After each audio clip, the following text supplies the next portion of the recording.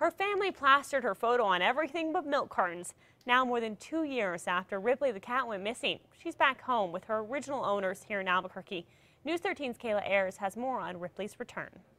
Jesse Adkins is happy to have Ripley the cat back home. In October 2010, Ripley wandered out this door, leaving a hole in Adkins' life. I adopted her right after I moved out on my own. She was my first kind of companion.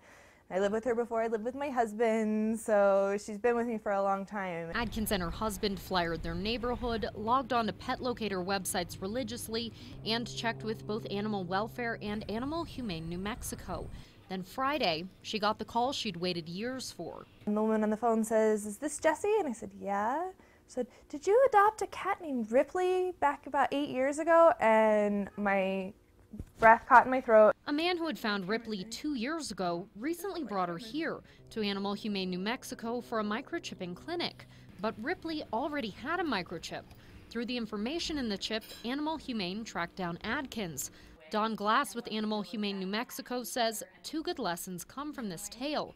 One, be sure you always microchip your pets. If your pet gets lost, even if they have a collar and tag, that can often fall off and get lost. If they have a microchip, no matter what happens, when they're brought to a shelter or veterinarian, they can be scanned and be found and returned to you.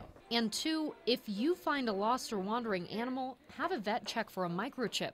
It can save the owner and you some heartache. I know it must have been hard for them to give up their pet, but I hope that they would recognize that for us to get somebody back into our life that was so important is a miracle. It's a huge blessing. Kayla Ayers, KRQE News 13.